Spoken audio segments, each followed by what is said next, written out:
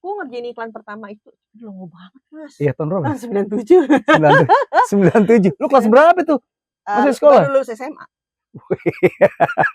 Lulus SMA udah dapet job loh. Waduh, luar biasa. Nggak lama setelah itu aku ketemu Om Idang lagi kan. Oke. So aku cuma bilang, Om Idang, terima kasih ya. Om bisa tahu sih aku bakal jadi penata musik film. Iya. Pertama kali aku ketemu sama Mas Hanung dan pertama kalinya, padahal tuh film kedua kan. Wow, tapi yang nonton 3.650.000 itu tuh yang rasanya tuh gimana ya, Luar Mas? biasa gitu ya. Karya lu bisa diterima di 3 juta orang gitu ya. Oh, gitu. Iya, iya.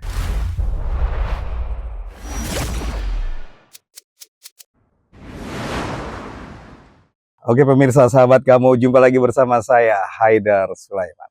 Hari ini tamu saya perempuan cantik. Siapa dia? Tia Subiakto. Halo Tia. Halo Mas Haidar. Apa kabar? Alhamdulillah baik Mas Haidar. Lagi sibuk apa nih sekarang? Sekarang lagi masih ngerjain musik film, ngerjain jingle juga, dan sekarang memang lagi seneng rilis aja. Karena kan zaman sekarang kan kita ngerilis itu lebih mudah ya. Masih bisa ngerilis sendiri, dengan demikian jadi terus berkarya. Oke, sampai sekarang nih. Iya. Nah ini jadi pertanyaan, kan jingle ke musik film, apa bedanya? Kalau jingle itu sebenarnya gini, musik itu dibagi dua. Yang satu memang pure music, jadi musik yang seutuhnya musik, yang utuh gitu. Ada satu lagi applied music, jadi musik yang diterapkan dengan bidang lain. Nah, sebenarnya bedanya tuh kalau musik jingle tadi, itu dia adalah penerapan musik di bidang komunikasi. Salah satunya adalah periklanan gitu, atau marketing atau branding, pasti mencakup itu. Kalau musik film itu ya berarti penerapan musik untuk film. Yang atau cerita yang sedang dikerjakan oleh sutradara. Kalau di film, pengisian musik itu kan kita harus berdasarkan frame dan dialog. Nah, kalau di iklan sendiri seperti apa? Sebenarnya hampir sama. Cuman kalau di iklan itu lebih kepada konseptualnya. Jadi apakah kita membuat musik untuk brand atau untuk produk gitu. Karena itu treatment yang sangat berbeda. Brand hubungannya dengan branding, kemudian produk hubungannya dengan marketing. Gitu. Kemudian bagaimana caranya kita membuat suatu jingle itu atau musik iklan yang ngehook banget gitu. Tapi semuanya memang tergantung konsep dari strateginya. Kemudian kita harus mencoba, misalnya kalau ada produknya kita harus mencoba itu sensasinya seperti apa. Jadi kita bisa mengekspresikan rasa itu ke musik kita kayak gitu. Oke, di antara dua jenis ilustrasi itu poin-poin apa yang perlu diperhatikan dalam pengisian musiknya? Sebenarnya dua-duanya itu mempunyai kesamaan, yaitu diterapkan. Karena diterapkan berarti kita bekerja sama dengan entity lain atau dengan orang lain yang mungkin awam terhadap dunia musik. Gitu. Jadi yang nggak bisa kita ocehin pakai teori musik tuh nggak bisa. Tapi kita bisa menjelaskan rasanya melalui musik kita. Atau kita bisa membuat musik yang sederhana yang penting dimengerti oleh orang awam gitu. Justru di situ malah jadi pembelajaran buat kita sebagai musisi karena kita belajar tentang dia ini market kita nih, misalnya ada yang pesen musik iklan gitu atau jingle, umurnya 30 tahun. Dia Gen Y itu pasti ngomongnya begini nih gitu. Gen Y itu selera musiknya begini gitu. Nah, itu beda banget sama generasi yang baby boomers atau generasi yang Z gitu atau yang Gen X seperti aku gitu. Itu jadi malah kita bisa belajar lebih banyak. Jadi memperhatikan poin-poin itu ya. Betul. Dan kemudian tugas kita menerjemahkan karena kan kita tuh kan punya instrumentasi untuk bisa didengarkan. Jadi satu musik itu instrumen pasti beda-beda. Nah, instrumentasi yang digunakan di musik itu harusnya bisa kita baca. Gitu. Misalnya kayak ada satu orkestra, dia grand. Ini berarti string section sama brass sectionnya begini segala macam. Kalau misalnya lagi di musik film kan, yang memang musiknya grand gitu. Kalau misalnya mau dangdut, ya udah dangdut. Ini berarti butuhnya kendang sama suling, itu mandolin. Mandolin. Kemudian ini tutinya seperti ini. Nah itu bacaan buat kita tapi begitu pas kita bicara sama yang memesan, udah berasa ya feel-nya ini segala macam. Udah bener ya ini maksudnya ya. Udah cuma gitu doang. Jadi observasi lu hanya melihat generasi aja nih, sama selera musik zaman sekarang gitu. Itu tapi penting sekali karena suatu hari kita bisa mendapatkan film yang bersetting waktu 1990 misalnya. Tahun 90 sama tahun 80-an, sama tahun 70-an, 60-an, itu tuh beda-beda semua genrenya. Jadi itu bisa menjadi juklak kita gitu untuk kalau misalnya memang settingnya itu membaca generasi itu penting. Butuh berapa lama ya untuk menerjemahkan nggak lama situasi sih. Seperti itu? Sebenarnya kalau misalnya kita matang oleh pengalaman, itu kita kira-kira sekitar setengah jam ngobrol atau 1 jam ngobrol tuh udah bisa tahu. Langsung dapat. Jadi udah nggak bisa tebak-tebak ya? Udah nggak bisa. Ini seleranya harus bikin seperti ini bikin seperti itu. Dan juga dari misalnya dari si klien ngomong sama kita gitu, ngomongnya seperti ini apa segala macam gitu. Bisa juga kalau misalnya PH gitu, PH atau sutradara itu kan sebelum ketemu kan kita pasti dikasih tahu, oh sutradaranya si A gitu misalnya. Kita bisa ngeliat track recordnya si A, filmnya apa aja yang udah pernah dikerjakan. Oh kayak gini dia, oh dia film begini, oh oke, dia minimalis, dia selalu bicara film ini personal. Kan kalau personal berarti minimalis gitu. Oh ya udah oke yuk ketemu, begitu ketemu ya udah kita udah bisa langsung tektok gitu. Jadi lebih begitu sih. Oke, waktu ngerjain iklan, itu dapat iklan pertama tuh iklan apa ya? Dulu aku ngerjain iklan pertama itu lama banget, Mas. Iya, tahun berapa? 97. 97. Lu kelas berapa tuh? Masih sekolah? Baru lulus SMA. Lulus SMA udah dapat job loh. Waduh, luar biasa. Jadi musik iklan pertama aku kebetulan dapetnya di papa sendiri. Karena memang papa punya kliennya itu mau mengadakan pitching. Jadi waktu itu aku yang diminta tolong. Di situ aku pertama kali belajar bikin musik iklan atau jingle gitu biasanya kita sebutnya. Itu 60 second. Terus 60 second. 60 second. Oke. 60 detik berarti 1 menit. 1 menit. Lama juga tuh. Enggak lama, justru kita tuh sebagai musisi pasti bingung. Oh iya. Kalau musisi yang biasa ngerjain panjang nih 4 menit 5 menit musik bingung pasti. Oh iya. Jadi nggak ada di otaknya tuh nggak ada yang sistematis. Oh intronya harus berapa bar pas segala macam. Di situ baru belajar. Gitu. Kemudian dari 60 second atau 1 menit, terus udah gitu aku mesti bikin lagi, jadi nggak di cut down dari itu. Tapi memang dimainin persis. Jadi 60 second, 30 second, 15 second. Karena pada waktu itu zamannya pita. Ya, zaman analog. Jadi live semua ya? Live semua. Jadi 60 second dimainin, di record. 30 second di record, nggak di edit. 15 second sampai 5 second dimainin gitu. Oke. Gitu. Jadi harus detail semua ya, instrumen ya. Dan detail dalam lalu lintas si musiknya itu gitu. Oh, yang hook yang ini, oh berarti yang di cut down yang ini. Ya udah berarti ditulis ulang gitu. Jadi zaman dulu. Jadi setelah itu mulai menjamur ya. Mulai. Semuanya ya, termasuk saya, di musik itu ya lagi. Ya, waktu itu kan honor ya. Sebuah ilustrasi musik jingle itu kan nggak murah, mahal ya.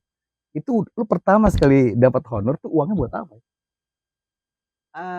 Dulu SMA ya. Iya. Jadi waktu itu dikasih mama. Oke. Buat ditabung maksudnya. Anak yang baik dia ya. Nggak lo traktir teman-teman, lo beliin apa gitu. Serius. Aku tuh waktu kecil tuh jarang banget ya berteman ya. Paling kalau temen tuh yang memang satu interest gitu. Misalnya waktu SMA aku sempat jadi konduktor paduan suara di SMA aku, SMA 34. Itu selama 3 tahun berturut-turut gitu. Jadi ya aku deketnya sama mereka aja. Tapi kalau yang lain tuh cuma say hi doang gitu. Bahkan dulu pas SMP aku sempet nggak punya temen. Karena latihan mulu? Bukan, aku dibilang aneh gitu. Waktu SMP tuh aku bisa dengerin Beatles tahun 60-an sama tahun 70-an itu berapa CD gitu di mobil. Dan beda banget sama selera musik teman-teman aku yang dulu tuh zamannya Green Day, zamannya apa segala macam. Aku ngikutin, tapi aku lebih seneng dengerin Beatles.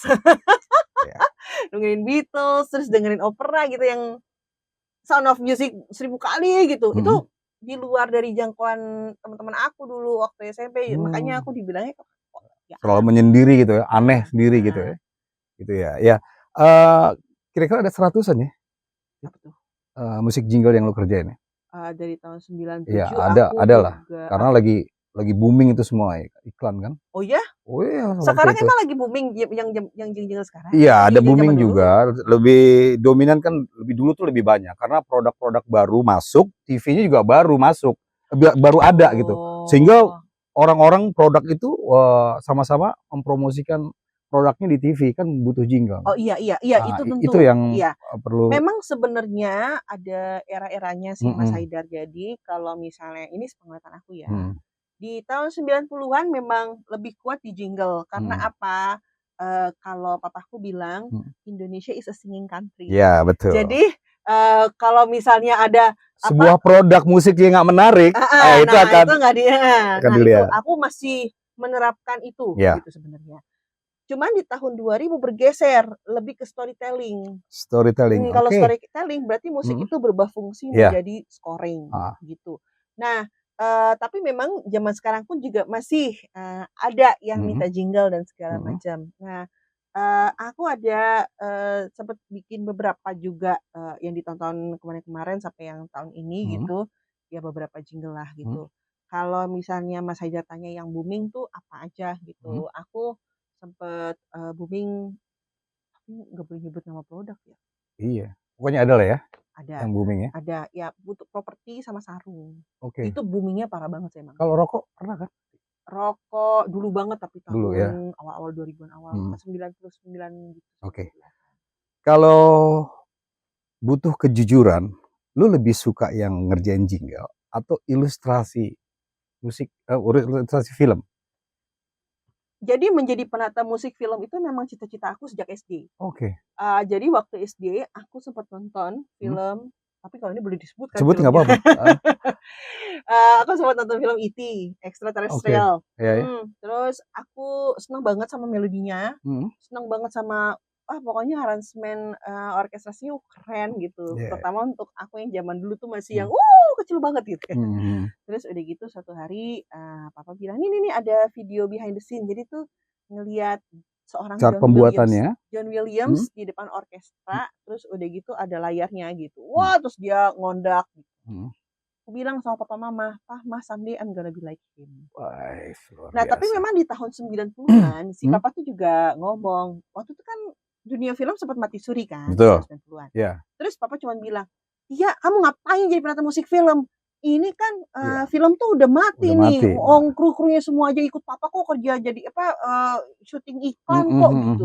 Udahlah kamu di dunia iklan aja." Oh nggak mau, aku tetap mau jadi penata musik film. Tapi kan waktu itu karena keadaan juga aku juga masih sekolah dan segala macam, ya udah akhirnya aku ikutan magang papa. Jadi aku malah belajar dari waktu itu produksi iklannya papa.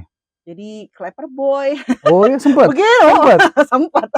Pegang klep terus pegang stopwatch gitu. Iya sempat beberapa kali. Jadi dua TVC waktu itu, dua iklan sama satu company profile. Waktu itu mentornya siapa ya? Mentor apa? Mentor musiknya itu. Kalau mentor musik, jadi sebenarnya aku belajar sama banyak orang. Kalau sekolah musik kan memang pasti kan di sekolah musik itu. Jadi umur 3 tahun aku diajar sama Kak Inge, waktu itu di Yamaha Musik di Indonesia. Kemudian umur 6 tahun sampai ke sana tuh ada beberapa guru piano. Seperti Bu Nirda Syafri, terus Ibu Luki Chandranata, terus ada guru-guru teori aku Pak Dirman, Bu Eko, kayak gitu-gitu. Jadi banyak kan, so many person. Cuman setelah aku lulus dari YPM, aku sempat diajarin sama Om Abang almarhum Elva Seshoria. Oh ya. Manggil Om Abang. Terus Om almarhum juga udah Om Idang Rashidi. He's the one who tell me yang ya kamu tuh suatu hari nanti kamu akan bikin musik yang mana musik itu tuh bisa dilihat sama orang. Jadi dilihat sama orang tuh maksudnya bukan kita main musik terus dilihatin orang gitu, enggak gitu. Tapi begitu pas kita nge-record satu musik, kemudian musik didengarkan, orang tuh bisa ngelihat, oh dia tuh lagi gambar ini gitu. Kayak gitu. Jadi dia lebih nggak tahu Om Idang tuh almarhum visioner banget gitu. Kok bisa tahu aku bakal jadi penata musik film gitu. Terus kan begitu aku beneran jadi penata musik film di tahun 2007 gitu. 2000 berapa ya waktu itu ya? Nggak lama setelah itu aku ketemu Om Idang lagi kan. So aku cuma bilang, "Om Idang, terima kasih ya. Kok Om bisa tahu sih aku bakal jadi penata musik film?" Iya. Terus makanya Om Idang bilang, "Udah jangan kelamaan di klasik, udah kamu bikin musik film Iya. atau main jazz lah kamu untuk pengetahuan," gitu, kayak gitu. Jadi tantangan yang terbesar di jingle atau di ilustrasi musik film ya? Semua punya tantangan Semua tersendiri, tantangan tapi sendiri. selama kita senang mengerjakannya, ya pasti bakal lancar sih, insyaallah. Seperti itu ya? Nah, sekarang kan pembuatan, musik ilustrasi film ya, itu kan udah didukung sama teknologi nih. Nah, kalau lo bandingin jadi waktu zaman analog ya, lo pernah bikin di suatu hall, orkestra satu-satu bikinnya, ya kesulitannya juga orang udah, wah gila nih konser apa gitu. Nah tiba-tiba sekarang udah ada VST segala macam. Nah apa yang lo berbuat untuk apa, karya yang maksimal dari kemudahan teknologi ini? Sebenarnya maksimal iya, karena tapi dengan syarat Mas, kalau kita pernah berangkat dari analog. Oh ya? Karena basic dari semua itu adalah sistem, dari otak kita untuk menerima, rekaman secara analog, gitu. Kita tahu tracking, kita tahu instrumentasi, kita tahu semuanya. Jadi begitu pas pindah ke DAW istilahnya, itu kita sudah program. Oh, kalau dulu aku, rekaman di sini, aku akan berangkat string section dulu. Ya udah tak kerjain dulu string section, violin 1, violin 2, viola, cello, kontrabas itu dikerjain dulu semuanya. Mau berapa divisi? Mau 2 divisi kah? Atau mau 3 divisi kah? Gitu. Atau misalnya, oh aku berangkat melodinya dari woodwind dulu deh. Oke, woodwind misalnya flute. Oh enggak, aku mau ada harmoninya. Karena supaya itu ngisi kekosongan. Nanti stringnya jadi rhythm aja. Oh berarti harus ada obo. Obonya di suara duanya. 2 divisi bagi 2. Kemudian klarinet 2 divisi kayak gitu. Jadi itu sistem otak kita karena sudah terbiasa dengan sistem analog. Jadi ketika masuk digital udah gampang aja gitu kan? Betul. Demikian juga waktu pas tahun 98 kan, aku kan zaman dulu belum ada kan teknologi-teknologi nulis-nulis not balok tapi pakai komputer belum ada. Jadi nulisnya memang benar pakai pensil. Itu pun juga akhirnya membantu aku banget gitu, membantu aku untuk mengerjakan dengan teknologi gitu. Oh, karena pola pikirnya itu sudah sudah terbentuk gitu. Ya. Membaca skenario untuk dijadikan musik itu kan tidak mudah ya. Betul. Jadi kita juga harus memilih instrumen apa yang tepat. Betul. Nah, sekarang jadi pertanyaan, apakah musik ilustrasi ini melulu dengan orkestra aja atau bisa dimainkan dengan alat musik yang lainnya? Bisa dimainkan oleh alat musik lainnya. Yang pertama memang semua tergantung konsep dari skenario. Misalnya waktu aku ngerjain Sang Pencerah. Sang Pencerah tuh settingnya tuh 1800-an. 1800-an itu berarti aku harus menentukan alatnya ya? Menentukan alat yang berhubungan dengan gamelan. Gitu. Pada waktu itu aku bekerja sama Mas Nanang HP. Kemudian kenapa jadi gamelan itu menjadi bagian dari warna Sang Pencerah? Karena pada waktu itu di tahun 1800-an ketika pertama kali mineral ditemukan, teknologi itu sudah mulai meningkat. Yang bisa menikmati teknologi itu pada waktu itu memang kalangan kerajaan. Jadi makanya gamelannya memang lebih banyak di kesultanan. Relevan nggak kalau string dimasukkan ke adegan tersebut? Masih relevan. Masih relevan ya? Karena atau pemaksaan? Enggak ada pemaksaan karena gini. Kenapa tidak dipaksa? Karena gamelan kita biarkan dulu untuk direcord. Setelah gamelan direcord, dilihat di gambar, ditempel di gambar, terus diedit sedikit, kemudian dimasukin string sesuai dengan nada dasar si gamelan tersebut. Dengan menghindari misalnya do re mi-nya nih, mi-nya itu memang tidak setuning instrumen internasional gitu misalnya. Oh iya, itu kan? Problem tuh. Iya kan diatonis sama pentatonis beda. Memang berbeda.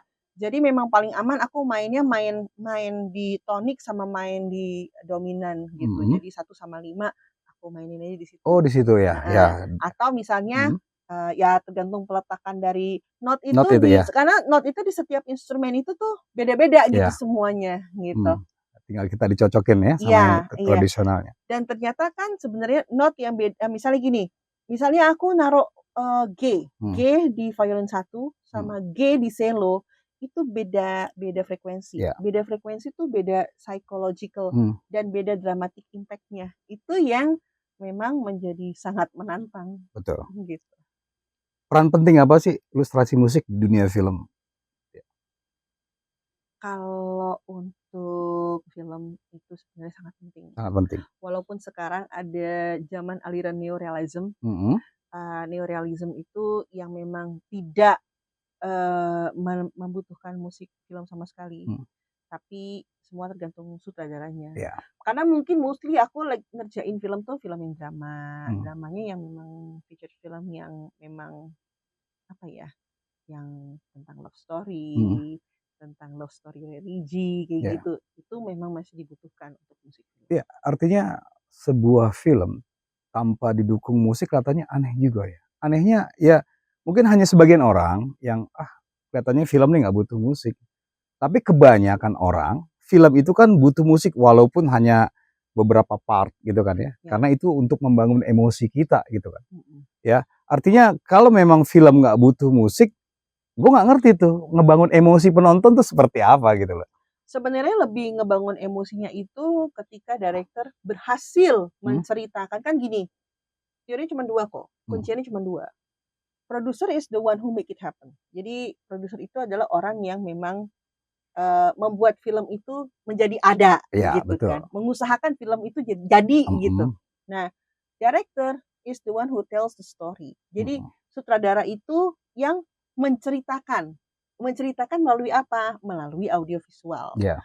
Ketika sutradara ini merasa berhasil menceritakan lewat visualnya dengan audionya memang ya udah sound effect itu karena ada juga yang berpikiran bahwa sound effect itu juga adalah musik gitu. Yeah. Nggak apa-apa, itu sah-sah aja. Nah, itu di luar ilustrasi musik atau satu digabung ya? Maksudnya? Efek musik sama sound musik. Jadi sound effect, iya. Jadi menganggap sound effect itu adalah musik. Musik. Oh. Misalnya ada satu sutradara yang menganggap bunyi kereta itu pasti musik gitu. Nah, itu berarti kan nggak bisa masuk musik sama sekali. Even mau dipakein satu oboe juga nggak kena juga ya. Kena. Jadi nggak apa-apa, biarin aja itu karena buat gue tuh rel kereta itu tuh suaranya tuh musik. Oh ya udah, berarti itu kan memang itu permintaan sutradara. Oke. Tapi ada juga sutradara yang nggak bisa nih, ini aktornya ini lemah, ini gue gagal directingnya, pokoknya lo harus hajar musik dari awal sampai akhir. Oke deh. Waduh, gitu. Iya. Ada juga yang begitu. Ada juga begitu. Jadi semuanya tergantung sutradara, tergantung sutradaranya. Ya kadang-kadang kan, wah nih dialognya nggak kuat nih. Ya, lo naikin nih musiknya deh. Ya. Nah, biasa kan? Dan tergantung permintaan si director juga. Nah, itu banyak yang begitu ya biasanya? Banyak. Banyak banget. Kasian juga gue.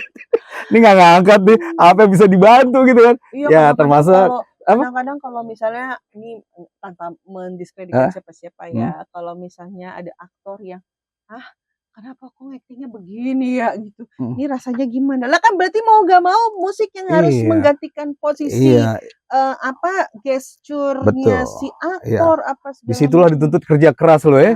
Gimana nutupin? Itu dia. Oke. Ini kelihatannya kan penonton ketika melihat video ini adalah ya keinginan untuk menjadi seorang ilustrasi musik, jingle atau mau filmnya. Nah, untuk mempersiapkan kita menjadi seorang ilustrasi musik itu apa aja ya? Berat sih. Nah, cerita.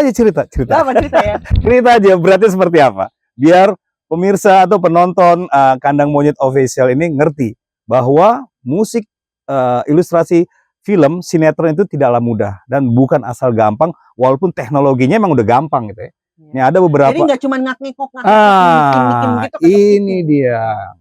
Orang Betawi bilang nggak jelas juntrung.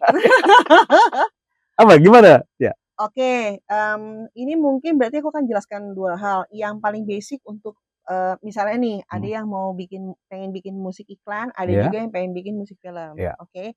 Tapi muaranya the most basic things adalah 1, teori musik kudu kuat. Oke. Jadi tangan nada, mayor minor, pokoknya 1 sampai 7 crash, 1 sampai 7 mol tuh harus hatam. Harus hatam. Teori inversi, teori interval. Maksudnya teori interval itu berinversi. Kemudian ini solfeggio harus hatam juga gitu. Nggak bisa enggak. Kemudian kalau misalnya kita mau berkecimpung di dunia musik iklan, you have to know ilmu tentang marketing dan branding. Wah, itu dan yang susah juga komunikasi. Ya, Jadi udah paham nih, masuknya ke target market mana, SES-nya apa, demografisnya apa, umurnya berapa. Nah itu jadi kita nggak bisa asal-asalan gitu. Kalau dunia film, kita harus tahu ilmu skenario.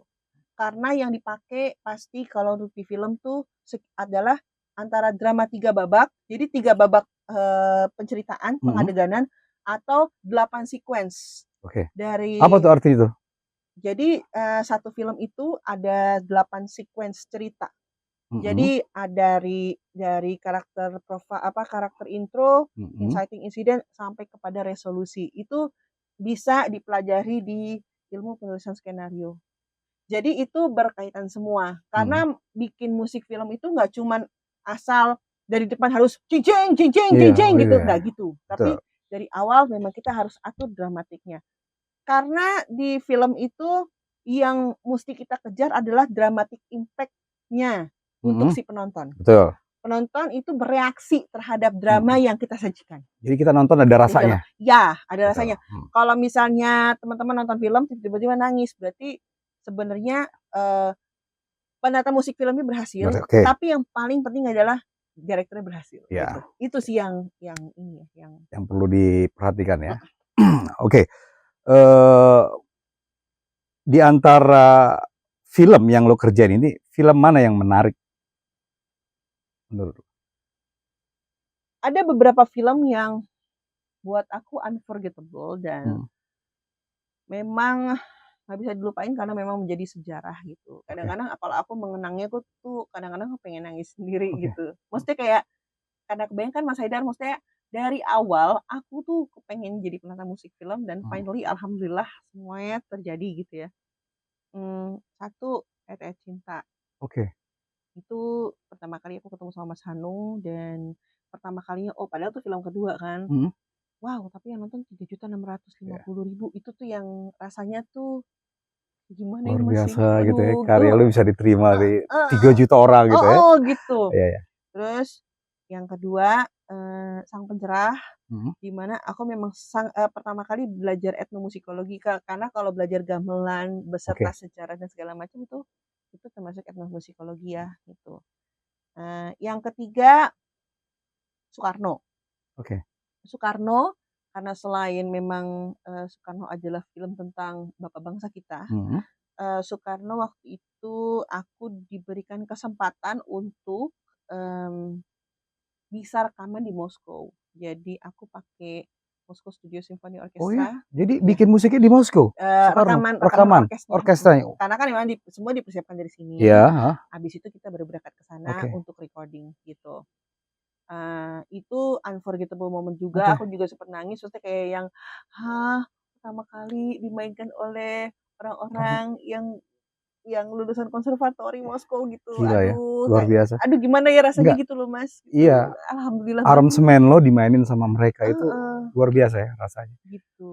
Terus yang keempat itu film Habibie Ainun 2.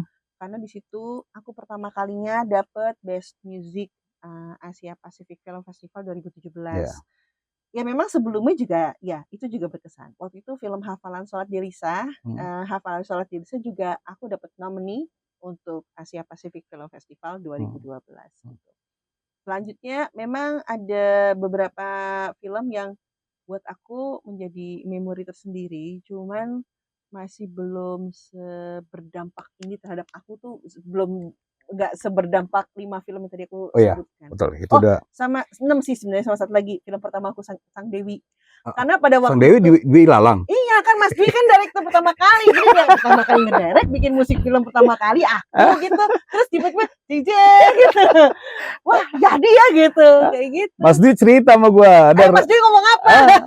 Doain gua jadi director pertama nih. Itu Sang Dewi. Iya, Sang Dewi. Dia tonton dari katanya, iya. Wah, Tia musik ini. Halo Dwi, dia ketemu Tia nih.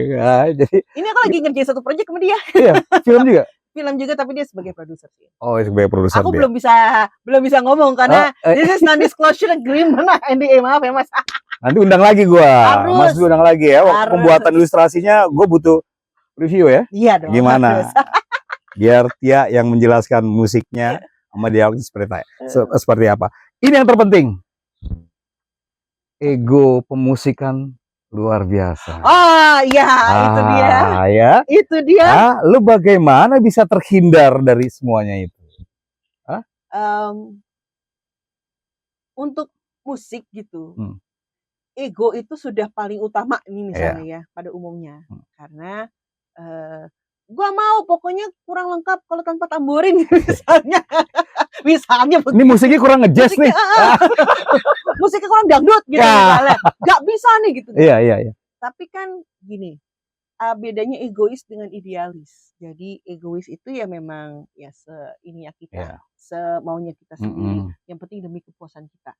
Kalau idealis tuh ideal untuk semua. Ideal untuk aku, ideal untuk Mas Haidar, ideal untuk Romo, Alex gitu. Semua gitu. Kita semua tuh ideal. Oh iya, enak nih. Aku bisa merasakan gitu kan itu. Nah, aku akhirnya memilih ke idealis. Idealis di mana ideal untuk semua. Semua karena gini, musik itu adalah intangible. Musik itu tidak bisa dijelaskan, Mas. Musik itu hanya bisa dirasakan. Dan juga bisa diimajinasikan. Itu musik. Nah, terus begitu pas semua orang menonton film sambil mendengarkan musiknya, tiba-tiba musiknya memang bisa nge-build up dramatiknya itu gitu.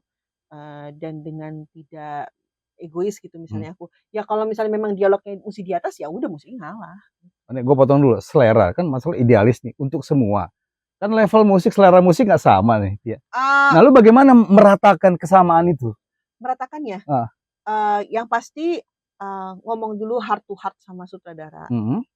Oh, tipenya begitu, ya udah. Bismillah, semaksimal mungkin aku kejar begitu. Udah, begitu pas dikejar, begitu pas didengarkan segala macam, ya udah. Sutradaranya langsung jatuh cinta sama musiknya, bukan sama yang buat ya, sama musiknya. Baru deh, oh iya Tia, bener. Oke. Aduh terima kasih kok. Apa ini scene-nya jadi elegan banget, jadi mewah.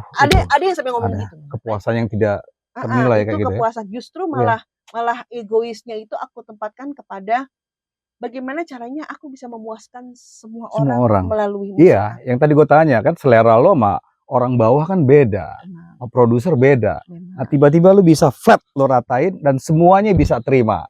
Gitu kan. Akhirnya ego kalah dulu nih. Iya. Egonya gitu, lebih ke wah, pokoknya penting semua orang puas ya. Alhamdulillah gitu. Udah puas. Ya, biar besok next project lo lagi gitu. Iya. Itu dia yang dicari. Iya. Perfilman Indonesia, harapan lu seperti apa? Sadar banget dengan teknologi yang semakin berkembang, semakin maju, dan ya buktinya kayak seluloid bisa digantikan. Gitu. Berharap pelaku perfilmannya, baik pun itu memang yang berada di area industri maupun di area indie gitu, itu terus berkembang karena regenerasi itu tidak bisa kita stop. Gitu. Dan mudah-mudahan seiring dengan itu pelaku penata musik film di Indonesia juga makin berkembang. Memang sih berkembang, cuman mungkin dengan kualitasnya mungkin memang lebih ditingkatkan dengan apa namanya, dengan kearifan lokalnya juga gitu ya. Kearifan lokal kan juga mesti naik kelas dong, dan mesti cantik di mata dunia gitu. Itu yang menurut aku sih harapannya itu. Semoga semakin berkembang, semakin maju gitu. Selain itu juga ilustrasi musik mempunyai peranan yang sangat tinggi di dunia industri film ya. Betul. Semuanya itu dipengaruhi selain dialog, frame sama musik. Itu musik juga dari bagian semuanya ya. Ya, musik adalah part of it. Ya, tapi bayar jangan murah-murah ya. Itu pesan sponsor. Oke, sahabat kamu nih kalau ketemu Tia nih ngobrolnya nggak bisa habis, dari dulu kayak gini dia ya. Mudah-mudahan pembicaraan kita ya tadi menjadi informasi yang menarik ya. Semoga teman-teman bisa terinspirasi dengan perjalanan karir Tia Subiakto. Demikian wawancara saya dengan Tia Subiakto. Nonton terus video berikutnya. Oke. Ya, terima kasih. Terima kasih Mas Haidar.